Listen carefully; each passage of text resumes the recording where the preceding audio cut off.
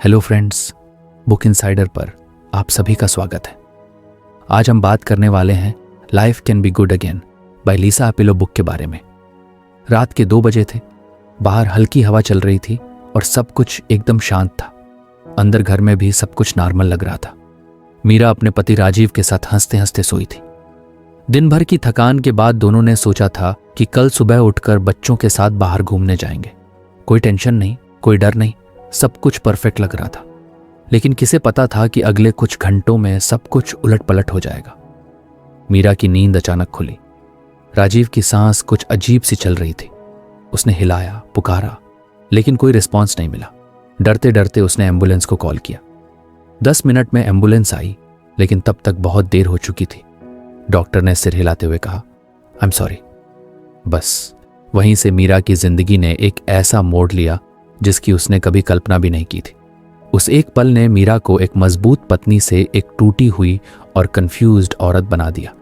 कल तक जो औरत कॉन्फिडेंट थी, जो हर चीज प्लान करके चलती थी, वह आज अपनी ही दुनिया में खो चुकी थी। उसके अंदर एक खालीपन था, एक ऐसा खालीपन जो किसी शोर से नहीं भर सकता था। मीरा को याद था, राजीव हमेशा कहता था, don't worry, I have got this. वो उसकी शील्ड था, उसकी सेफ जगह, और अब वो जगह ही गायब हो चुकी थी। लोग मिलने आए, सहानुभूति दी, शोल्डर पर हाथ रखा, पर किसी की बात समझ नहीं आ रही थी। सब कुछ जैसे म्यूट हो गया था। वर्ड्स सुनाई तो दे रहे थे, लेकिन उनका कोई मतलब नहीं रह गया था। लोग कहते हैं समय सब कुछ ठीक कर देता है, लेकिन जब लॉस इतना डीप हो तो वक्त भी जैसे रुका हुआ लगता है। मीरा की मॉर्निंग्स अब डरावनी होती थी। उठते ही सामने वो खाली तकिया दिखता जो कभी राजीव का था। बच्चों के चेहरे देखती तो दिल फट जाता। उन्हें क्या बताऊं कि उनका पापा अब कभी नहीं आएगा। उसने धीरे धीरे खुद को संभालना शुरू किया, लेकिन कोई प्रॉपर डायरेक्शन नहीं थी। कभी लगता सब कुछ ठीक हो जाएगा, कभी लगता कि अब कुछ भी नहीं बचा। ग्रोसरी लिस्ट बनाते हुए भी रोना आ जाता, क्योंकि उसमें राजीव के फेवरेट स्नैक्स ऐड नहीं करने थे। एक सिंपल मोमेंट भी इमोशनल बन जाता। एक दिन मीरा ने अपने पुराने एल्बम्स निकाले। शादी की तस्वीरें, छुट्टियों की यादें, बच्चों के पहले steps, all were memories of a time when everything felt complete. ये सब देखकर वो टूटी नहीं, बल्कि उसे महसूस हुआ कि उसका पेन रियल है और उसे उस पेन से भागने की जरूरत नहीं है। यही उसकी जिंदगी का शॉकिंग शिफ्ट था, एक सिक्योर कंफर्ट जोन से निकलकर एक सर्वाइवल मोड में आ जाना। इस लॉस ने उसे ये सिखाया कि दुख को इग्नोर करना सही नहीं होता, उसे फील करना जरूरी होता है। और जब आप उसे पूरी तरह फील करते हो, तभी आप धीरे धीरे हील कर पाते हो। मीरा ने भी खुद से कहा, ठीक है, मैं टूटी हूं, लेकिन मैं अपनी टूटी हुई पीसेस से भी कुछ नया बना सकती हूं। शुरुआत में उसने बस छोटे छोटे काम किए। बच्चों के लिए लंच तैयार करना, बिल्स भरना, कॉल्स का जवाब देना। ये सब पहले राजीव करता था, अब ये मीरा को ही करना था। वो डरती थी पर करती थी, और यही सबसे बड़ा स्टेप था फियर के साथ भी आगे बढ़ना। कुछ हफ्तों बाद मीरा ने एक लोकल सपोर्ट ग्रुप ज्वाइन किया, जहां ऐसे लोग थे जिन्होंने किसी करीबी को खोया था। वहां उसकी मुलाकात अनु से हुई, जिसने अपने भाई को खोया था। अनु ने कहा, हम अपने ग्रीफ में अकेले नहीं हैं और हमें स्ट्रांग दिखने की जरूरत नहीं है। यही बात मीरा को धीरे धीरे समझ आने लगी। हर किसी का ग्रीफ अलग होता है, लेकिन एक कॉमन बात होती है कंफ्यूजन, सैडनेस और आइडेंटिटी लॉस। मीरा अब समझने लगी थी कि ये सब फेजेस हैं और हर फेज का अपना वक्त होता है। ये जरूरी नहीं कि आप एक टाइमलाइन पर हील करें। हीलिंग एक पर्सनल जर्नी है। धीरे धीरे मीरा ने राजीव की यादों के साथ जीना सीखा। अब वो रोती तो थी, लेकिन गिल्ट के साथ नहीं। अब वो हंसती थी तो खुद को ब्लेम नहीं करती थी। उसने समझ लिया था कि मूविंग ऑन का मतलब भूल जाना नहीं होता, बल्कि मेमोरीज को अपने साथ लेकर आगे बढ़ना होता है। मीरा की कहानी बहुत लोगों की कहानी जैसी है। एकदम ऑर्डिनरी लोग जो एक अनएक्सपेक्टेड लॉस फेस करते हैं और फिर एक्स्ट्राऑर्डिनरी करेज के साथ जीने की कोशिश करते हैं। इस पूरी जर्नी में सबसे ज़रूरी होता है ऑनेस्टी। अपने इमोशंस के साथ ऑनेस्ट होना, अपने ग्रीफ को एक्सेप्ट करना और अपनी स्पीड पर हीलिंग को अलाउ करना। आज मीरा फिर से जॉब करती है, बच्चों की पीटीएम अटेंड करती है और कभी कभी अकेले कैफ़े में बैठकर चाय पीती है। राजीव की एक तस्वीर हमेशा उसके पर्स में रहती है। वो जानती है कि अब की ज़िंदगी पहले जैसी नहीं है, लेकिन वो ये भी जानती है कि उसमें फिर भी मीनिंग हो सकता है। इस जर्नी ने उसे एक नई इंसान बना दिया, एक ऐसी इंसान जो दर्द को छुपाने के बजाय उसे अपनाना जानती है। और शायद यही सबसे बड़ी लर्निंग है किसी भी लाइफ ऑल्टरिंग इवेंट के बाद कि आप टूटते हैं, बिखरते हैं, लेकिन फिर भी कहीं ना कहीं से स्ट्रेंथ मिलती है और आप फिर से जीना शुरू करते हैं। कहानी का ये हिस्सा बहुत रिलेटेबल है क्योंकि हम सभी की जिंदगी में कभी ना कभी ऐसा मोमेंट आता है जब सब कुछ अचानक बदल जाता है और उस मोमेंट में हम बस एक ही चीज़ चाहते हैं, कोई ऐसा जो हमारे इमोशंस को समझे, कोई ऐसा जो बोले ये ठीक है कि ठीक नहीं होना है। मीरा की तरह ही बहुत से लोग होते हैं जो लॉस से गुजरते हैं और फिर धीरे धीरे उस लॉस के साथ जीना सीखते हैं। ये जर्नी पेनफुल होती है, लेकिन ये हमें सिखाती है कि जिंदगी का कोई हिस्सा परमानेंट नहीं होता, ना खुशी ना गम। अगर आपको हमारी फ्री समरी अच्छी लगती है तो आप हमारे चैनल को सब्सक्राइब कर सकते हैं, हमारी मेंबरशिप खरीद सकते हैं या हमें UPI के थ्रू सपोर्ट कर सकते हैं। अब समरी पर वापस चलते हैं। जो परमानेंट होता है वो है हमारी ability to adapt, to survive और इवेंचुअली टू थ्राइव। तो अगर आप भी किसी शॉकिंग लॉस से गुजर रहे हैं तो याद रखिए आप अकेले नहीं हैं, और ये भी याद रखिए कि हीलिंग लीनियर नहीं होती। कभी आप स्ट्रांग महसूस करेंगे, कभी फिर से टूटेंगे, लेकिन हर बार उठना भी पॉसिबल है। और यही जिंदगी की सबसे बड़ी बात है, it breaks you but it also rebuilds you, slowly, gently, beautifully. कुछ महीनों बीत चुके थे। मीरा अब धीरे धीरे अपने रोजमर्रा के कामों में खुद को शामिल करने लगी थी। पहले जो काम राजीव किया करता था, अब वो धीरे धीरे मीरा ने संभाल ली थे। बिजली का बिल भरना, बच्चों के स्कूल फॉर्म्स देखना और बैंक से जुड़ी जिम्मेदारियां। हर एक छोटा काम जैसे उसकी यादों का रिमाइंडर बन जाता था। पर अब मीरा को इन रिमाइंडर्स से डर नहीं लगता था। हाँ, कभी कभी दिल भारी हो जाता था, लेकिन अब वो इस इमोशन को समझने लगी थी। एक शाम मीरा बालकनी में बैठकर सनसेट देख रही थी। बच्चों को पार्क भेज दिया था और हाथ में थी उसकी वही पुरानी डायरी जिसमें कभी वो हनीमून के प्लान्स लिखा करती थी। आज वो उस डायरी में बस एक लाइन लिख पाई, अब सब पहले जैसा कभी नहीं होगा। और यही सच था, यही वो ट्रूथ था जिसे अब मीरा एक्सेप्ट कर रही थी। Life will never be the same.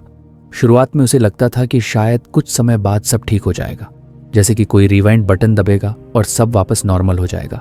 लेकिन वक्त बीतने के साथ ये रियलाइजेशन गहराता चला गया कि जो खो गया है वो कभी वापस नहीं आएगा, और उस लॉस के साथ जीना ही अब उसकी नई जिंदगी थी।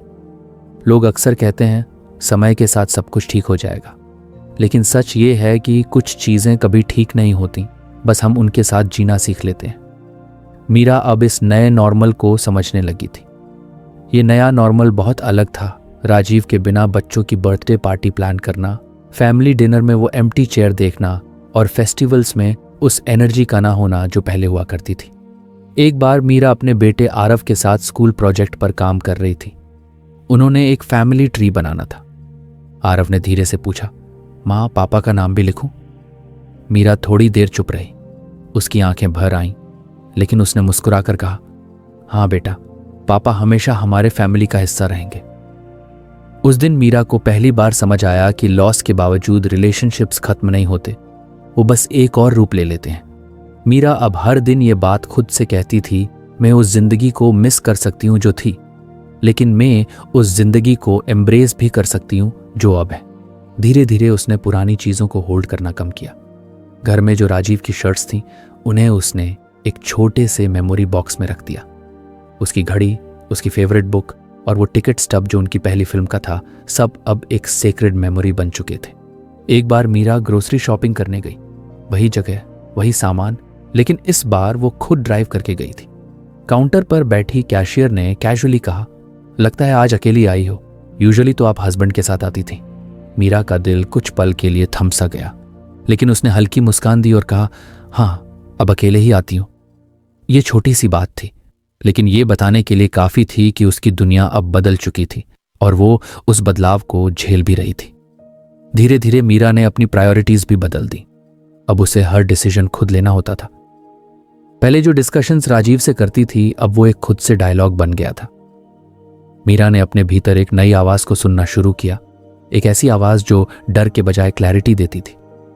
उसने सीखा कि अब उसे पुराने नॉर्मल का इंतजार नहीं करना है, बल्कि अपने नए नॉर्मल को समझना है और उसके साथ चलना है। उसे अब फेस्टिवल्स उतने ब्राइट नहीं लगते थे, लेकिन उसने बच्चों के लिए वो रंग फिर से बिखेरने शुरू कर दिए। दिवाली आई तो उसने खुद मिठाइयाँ बनाई, बच्चों के लिए घर सजाया और पहली बार लाइट्स लगाते हुए मुस्कुराई। वो जानती थी कि दिल में कुछ मिसिंग है, लेकिन वो ये भी जानती थी कि उसे बच्चों के लिए एक नई रियलिटी बनानी होगी। एक दिन उसने अपने दोस्त रिया से कहा, मैं पहले वाली मीरा नहीं रही। रिया थोड़ी चौंकी, लेकिन फिर मीरा ने अपनी बात पूरी की। अब मैं वो मीरा हूं जो अकेले डिसीजंस ले सकती है, जो टूट कर भी संभल सकती है और जो इस बदलाव को झुठलाने के बजाय अपनाने लगी है। रिया ने बस इतना कहा, तू पहले से ज्यादा मजबूत लगती है। मीरा की ये जर्नी किसी ड्रामेटिक फिल्म जैसी नहीं थी। इसमें कोई बड़ा ट्विस्ट नहीं था, ना कोई मैजिकल हीलिंग मोमेंट। बस छोटे छोटे मोमेंट्स थे, जैसे बच्चों को स्कूल छोड़ने के बाद अकेले कैफे में बैठकर कॉफी पीना, पुराने गानों को फिर से सुनना और डायरी में अपने मन की बात लिखना। ये सारे मोमेंट्स ने मिलकर एक नया जीवन बनाया, जिसमें पुरानी यादें भी थीं और नई रिस्पॉन्सिबिलिटीज भी। उसने अब ये समझ लिया था कि कुछ लॉसेस परमानेंट होते हैं और सबसे ज़रूरी बात यह है कि उन्हें परमानेंट मानकर ही जीना शुरू करें। उम्मीद करना कि सब पहले जैसा हो जाएगा सिर्फ और दर्द लाता है। लेकिन जब आप ये मान लेते हैं कि ज़िंदगी अब बदल गई है, तभी आप उस बदलाव के हिसाब से खुद को ढाल सकते हैं। एक दिन मीरा अपने बेटे को लेकर डॉक्टर के पास गई। वहाँ एक औरत अपने पति के साथ बैठी थी। दोनों हंस रहे थे। कुछ देर के लिए मीरा का दिल फिर भर आया। उसे अपनी पुरानी जिंदगी की झलक दिखी, लेकिन अब वो उस इमोशन को दबाने के बजाय ऑब्जर्व करना सीख चुकी थी। उसने खुद से कहा, हाँ, मैं भी कभी ऐसी थी और अब नहीं हूं, और ये ठीक है। मीरा अब दूसरों के ग्रीफ को भी बेहतर समझने लगी थी। वो जानती थी कि जब कोई कहता है मैं ठीक हूं, तो वो हमेशा सच नहीं होता। इसलिए वो अब औरों से भी दिल खोलकर बात करने लगी थी। उसकी एम्पैथी गहरी हो गई थी और वो जानती थी कि किसी के साथ बस बैठकर चुप रहना भी बहुत बड़ी बात होती है। उसने एक ब्लॉग भी शुरू किया, जहां वो अपनी इमोशंस और एक्सपीरियंसेस शेयर करने लगी। वहां उसने लिखा, मैं किसी सॉल्यूशन के साथ नहीं आई हूं, मैं बस ये बताने आई हूं कि आप अकेले नहीं हो। मैं भी उस ग्रीफ से गुजरी हूं जो आपकी आंखों में दिखता है। मीरा की कहानी अब सिर्फ एक लॉस की कहानी नहीं थी। ये अब एक नई शुरुआत की कहानी थी, जो लॉस के ट्रूथ को एक्सेप्ट करके शुरू हुई थी, और इस एक्सेप्टेंस ने ही उसे आगे बढ़ने का रास्ता दिया। अब वो बार बार खुद से कहती थी, मैं पहले जैसी नहीं रही और यही मेरी सबसे बड़ी ताकत है। इस ट्रूथ को मानना आसान नहीं था, लेकिन ये उसके लिए ज़रूरी था। पुरानी जिंदगी कभी वापस नहीं आएगी और अब उसे उस सच के साथ आगे बढ़ना था। मीरा ने सीखा कि हीलिंग तब शुरू होती है जब हम इंतज़ार करना बंद करते हैं और आज को जीना शुरू करते हैं। अब वो सुबह उठती है तो किसी पुराने सपने की उम्मीद नहीं करती। वो नए दिन को वैसे ही स्वीकार करती है जैसा वो आता है, कभी शांत, कभी उलझा हुआ, लेकिन हर बार एक नया चांस लेकर। यही उसकी जिंदगी का नया ट्रूथ था, यही उसका नया नॉर्मल था, और इसी के साथ मीरा अब जीना सीख चुकी थी। मीरा की जिंदगी अब एक अलग रफ्तार से चल रही थी। पहले जहां हर चीज राजीव के साथ मिलकर प्लान होती थी, अब डिसीजंस सिर्फ मीरा के शोल्डर्स पर थे। वो संभल चुकी थी, लेकिन अब भी बहुत से सवाल थे जो कभी कभी रात को उसे नींद नहीं लेने देते थे। सबसे बड़ा सवाल यह था, अगर भगवान सच में अच्छे हैं तो उन्होंने ऐसा क्यों होने दिया। मीरा एक शाम मंदिर के बाहर बैठी थी। बच्चों की क्लास थी पास में और वो रोज की तरह वहां बैठकर थोड़ी देर शांति महसूस करने की कोशिश करती थी। मंदिर में भजन चल रहा था, तेरा साथ है तो क्या कमी है। पर मीरा के अंदर से आवाज आई, तो फिर क्यों इतनी कमी लगती है। वो उलझन में थी। भगवान पर उसका भरोसा कभी पूरा टूटा नहीं था, लेकिन अब वो फ्रैजाइल जरूर हो गया था। उसे याद आया कि राजीव हमेशा कहता था, गॉड हैज अ प्लान, हमें बस ट्रस्ट रखना होता है। मीरा सोचती, क्या सच में ये गॉड्स प्लान था? क्या ये प्लान अच्छा था? और फिर उसे अपने पुराने बाइबल रीडिंग ग्रुप की याद आई।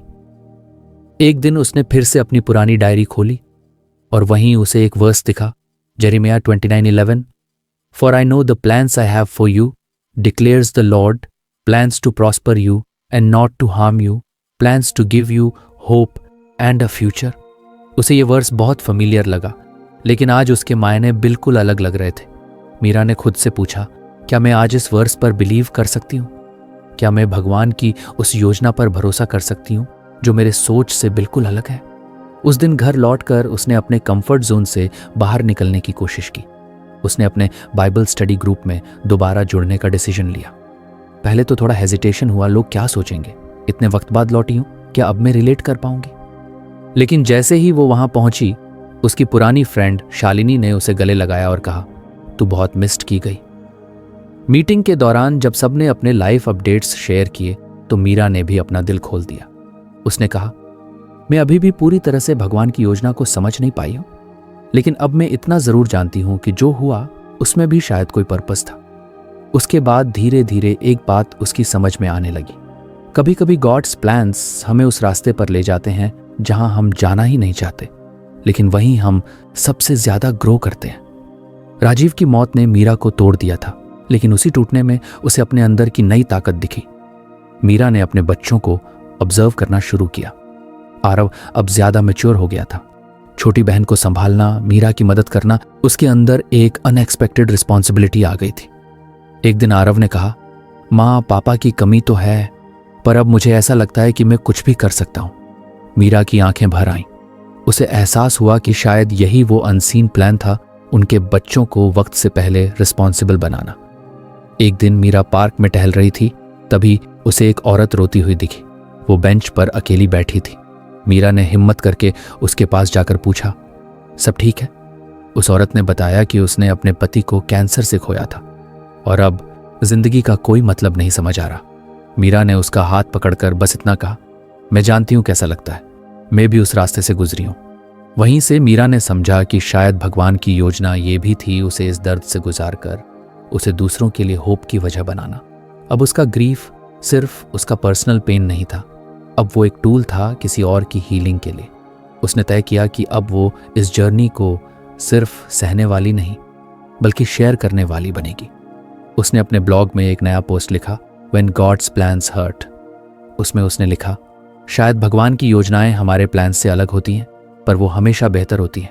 हाँ, वो पेनफुल हो सकती हैं, कंफ्यूजिंग हो सकती हैं, लेकिन उनमें एक अनसीन विजडम होती है।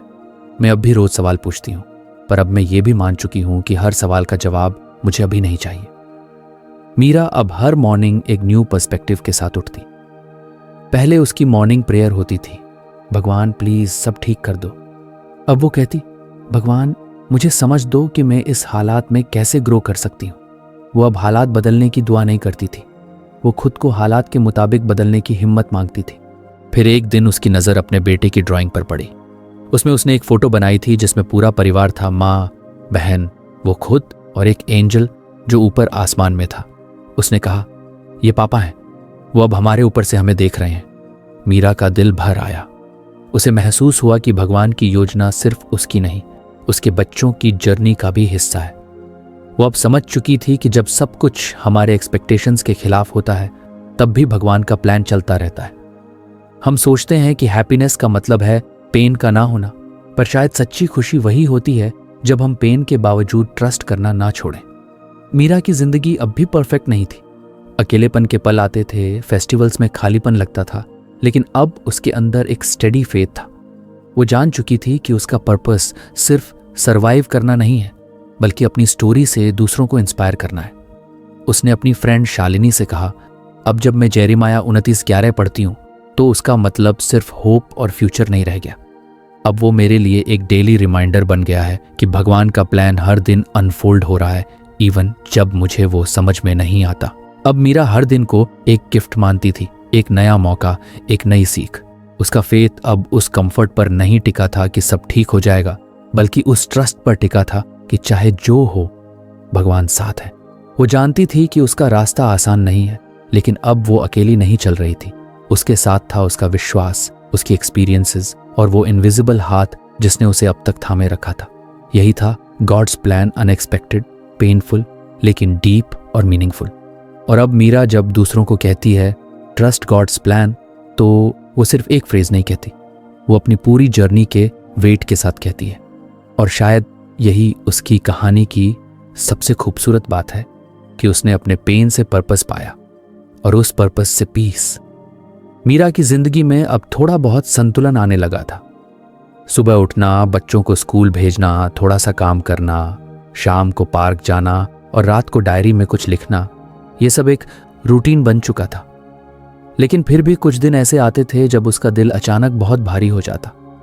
बिना किसी वजह के उसकी आंखों में आंसू आ जाते और वो खुद को बहुत अकेला महसूस करने लगती। एक दिन मीरा सुबह उठी तो उसे कुछ भी अच्छा नहीं लग रहा था। न चाय का स्वाद, न सूरज की रोशनी और ना ही बच्चों की हंसी। सब कुछ धुंधला सा लग रहा था। वो कुछ भी नहीं करना चाहती थी। पूरा दिन उसने बस चुपचाप कमरे में लेटे लेटे काट दिया। उस दिन वो खुद से बहुत नाराज थी। उसे लगा कि वो फिर से कमजोर हो गई है। मैं इतनी स्ट्रांग बन चुकी थी, फिर आज ये क्या हो गया? उसने खुद से सवाल किया। रात को जब वो डायरी में कुछ लिखने बैठी तो बस एक लाइन लिखी, शायद आज का दिन ग्रीफ का हिस्सा था।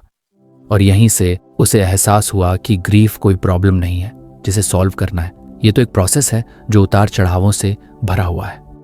मीरा ने महसूस किया कि लोगों को लगता है कि दुख का एक फिक्स्ड समय होता है, कि कुछ महीनों बाद सब नॉर्मल हो जाना चाहिए। लेकिन सच्चाई इससे बिल्कुल अलग थी। कभी कभी तो ऐसा लगता था कि दुख जैसे लेयर्स में खुलता है। जैसे पहले लेयर में शॉक, फिर सैडनेस, फिर गिल्ट, फिर कभी कभी एक छोटी सी खुशी और फिर अचानक से गिल्ट कि मैं खुश कैसे हो सकती हूँ। वो खुद को कई बार ये कहते हुए पाती, क्या मैं सही कर रही हूँ? क्या मेरा रोना फेथ की कमी है? क्या मेरा बार बार टूट जाना इस बात का संकेत है कि मैं भगवान पर ट्रस्ट नहीं कर रही? लेकिन धीरे धीरे उसने ये समझा कि दर्द महसूस करना गलत नहीं है। दर्द का होना मतलब ये नहीं कि फेथ खत्म हो गया, बल्कि इसका मतलब ये है कि जो चला गया वो इम्पॉर्टेंट था। एक बार वो अपनी फ्रेंड शालिनी के साथ बैठी थी और उसने कहा, आज फिर से मन बहुत डाउन है। लग रहा है जैसे मैं फिर से पहले वाले पॉइंट पर लौट आई हूं। शालिनी ने मुस्कुराते हुए कहा, ग्रीफ एक सीधी लाइन में नहीं चलता मीरा। ये एक सर्कल की तरह होता है, कभी आगे, कभी पीछे, कभी ऊपर, कभी नीचे। और ये बात मीरा को अंदर तक छू गई। उसे एहसास हुआ कि वो खुद से बहुत ज्यादा एक्सपेक्टेशंस रख रही थी। मीरा ने उस दिन से अपने आप को थोड़ा और पेशेंस देना शुरू किया। जब कोई दिन बुरा जाता तो वो खुद से कहती, ये भी प्रोसेस का हिस्सा है। उसने खुद को परमिशन दी कि वो कभी कभी दुखी हो सके बिना गिल्ट के, कभी कभी अकेले रो सके बिना एक्सप्लेनेशन दी। एक और बार जब आरव स्कूल से लौटकर आया और बोला, माँ पापा होते तो साइंस प्रोजेक्ट में हेल्प कर देते। मीरा का दिल एकदम से भर आया, लेकिन उसने अपने आंसुओं को नहीं छुपाया। पहले वो बच्चों के सामने खुद को स्ट्रांग दिखाने की कोशिश करती थी, लेकिन अब उसने समझा कि ग्रीफ को एक्सप्रेस करना वीकनेस नहीं है, बल्कि ट्रूथ है। उसने अब ग्रीफ को एक गेस्ट की तरह देखना शुरू किया, जो आता है, रहता है और फिर चला जाता है, और कभी कभी लौट भी आता है। जैसे बरसात की बारिश जो कभी बिन बुलाए आ जाती है, लेकिन उसके बाद मिट्टी में भी एक नई महक भर देती है। मीरा अब जान चुकी थी कि ग्रीफ को फास्ट फॉरवर्ड नहीं किया जा सकता। कोई शॉर्टकट नहीं होता हीलिंग के लिए। कभी कभी आपको बस उस पेन के साथ बैठना पड़ता है, उसका सामना करना पड़ता है, और फिर धीरे धीरे उससे आगे बढ़ना होता है। एक दिन उसने अपने ब्लॉग पर लिखा, अगर आप आज भी रोते हैं तो आप फेल नहीं हुए। आप इंसान हैं और ग्रीफ एक एग्जाम नहीं है जिसे पास करना है। ये एक जर्नी है जो हर किसी की अपनी होती है। और उस पोस्ट पर ढेर सारे कमेंट्स आए। लोगों ने अपनी कहानियां शेयर की, अपने टूटे हुए दिल और हीलिंग के छोटे छोटे स्टेप्स। मीरा को लगा कि वो अकेली नहीं है, और इस रियलाइजेशन ने उसे और भी ज्यादा हिम्मत दी। अब वो दूसरों की कहानियां भी पढ़ती, सुनती और समझती कि ग्रीफ का कोई फिक्स्ड पैटर्न नहीं होता। किसी को सालों लगते हैं, किसी को कुछ महीनों, और किसी को शायद पूरी जिंदगी। लेकिन हर किसी की प्रोसेस वैलिड होती है। धीरे धीरे उसने खुद को सेलिब्रेट करना भी सीख लिया। जब उसने पहली बार अकेले गाड़ी चलाकर मार्केट से शॉपिंग की तो उसने खुद को एक चॉकलेट गिफ्ट की। जब पहली बार उसने बच्चों के साथ फिल्म देखी और हंसी तो उसने गिल्ट नहीं किया। उसने खुद से कहा, खुश होना राजीव की यादों का अपमान नहीं है, ये तो उसी की दी गई स्ट्रेंथ का एक हिस्सा है। मीरा अब ग्रीफ को एक टनल की तरह नहीं देखती थी जिसमें बस अंधेरा होता है, बल्कि एक वैली की तरह देखती थी जहां रास्ता मुश्किल है, लेकिन हर मोड़ पर कुछ नया देखने को मिलता है। उसने सीखा कि पेन के साथ पेशेंस भी जरूरी है। अब जब भी कोई उससे पूछता, तू अभी तक पूरी तरह ठीक नहीं हुई, तो वो मुस्कुरा कर कहती, मैं ठीक होने की कोशिश में नहीं हूं, मैं जीने की कोशिश में हूं। और यही उसके हीलिंग की सच्ची पहचान थी।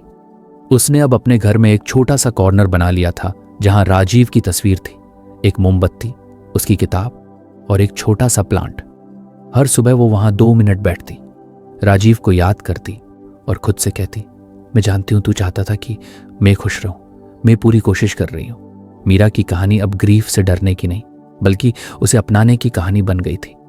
उसने सीखा कि ग्रीफ एक इनविटेशन है फील करने का, ग्रो करने का और धीरे धीरे फिर से जीने का।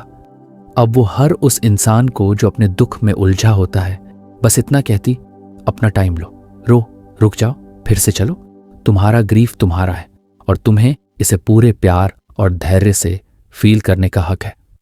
मीरा जान चुकी थी कि पेन फेथ को खत्म नहीं करता, वो फेथ को गहरा करता है।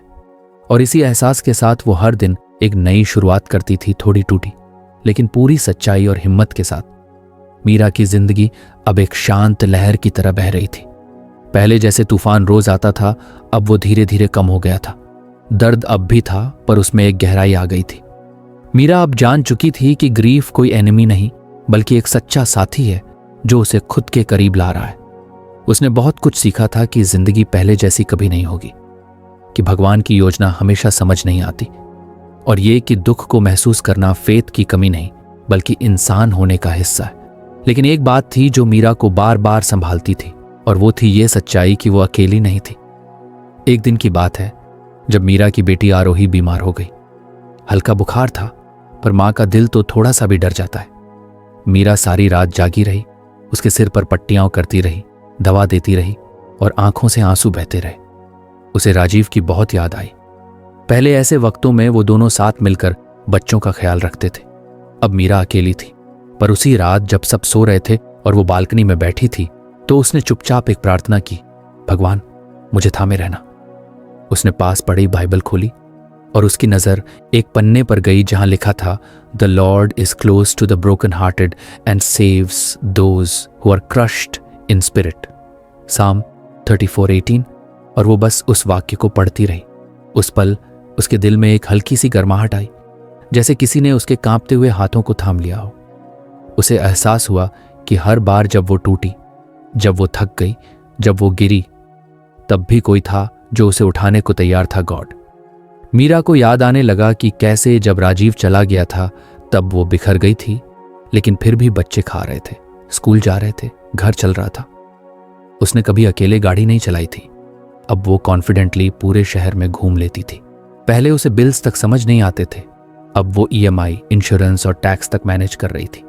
ये सब उसकी ताकत से नहीं बल्कि उस सपोर्ट से हो रहा था जो दिखता नहीं था लेकिन हर कदम पर था। मीरा ने उस सच्चाई को धीरे धीरे पूरी तरह एक्सेप्ट कर लिया कि भगवान हर वक्त उसे कैरी कर रहे हैं। वो सिर्फ बड़े चमत्कार नहीं करते, वो छोटे छोटे कदमों में भी अपना हाथ थामे रहते हैं। जब वो थक जाती तब कोई दोस्त फोन कर लेता, जब वो रोने लगती तब बच्चों की कोई बात उसे हंसा देती, जब वो हार मानने वाली होती तब किसी बाइबल वर्स में उसे फिर से हिम्मत मिल जाती। एक बार ऐसा हुआ कि मीरा की छोटी सी गाड़ी रास्ते में खराब हो गई। वो एक सुनसान सड़क थी और फोन की बैटरी भी खत्म हो गई थी। डर लग रहा था, पर तभी एक बुजुर्ग आदमी स्कूटर पर आया और बोला, बेटी मैं नियर बाय मैकेनिक को बुला देता हूँ। वो मदद कर गया और चला भी गया, और जब मीरा ने थैंक यू कहना चाहा तो वो पीछे पलट कर नहीं आया। मीरा बस वहीं खड़ी सोचती रही, क्या ये कोई एंजल था? शायद भगवान कई बार ऐसे ही लोगों के रूप में आकर मदद करते हैं। धीरे धीरे मीरा ने अपने जीवन के हर छोटे बड़े हिस्से में गॉड्स प्रेजेंस को महसूस करना सीख लिया था। उसने अब प्रेयर को एक लिस्ट ऑफ रिक्वेस्ट्स की जगह एक कॉन्वर्जेशन बना लिया था। वो अब बस भगवान से बात करती, अपने मन की बात, अपनी तकलीफें, अपने डर और कभी कभी अपने सपने भी, और उसे हर बार ऐसा लगता जैसे कोई सुन रहा है। मीरा ने अब अपने ब्लॉग को भी नया नाम दिया, कैरिड बाय ग्रेस। उसमें वो अपनी कहानियां शेयर करती, अपने छोटे छोटे मिरेकल्स, और दूसरों को ये बताती कि जब आप टूट जाते हैं तभी आपको महसूस होता है कि आपको कौन थामे हुए है। उसने लिखा, जब मैं चल नहीं पा रही थी तब भी मेरी जर्नी जारी रही, क्योंकि कोई था जो मुझे उठाकर ले जा रहा था। एक दिन मीरा को एक मैसेज आया, एक लड़की का जिसने हाल ही में अपने फियांसे को खोया था।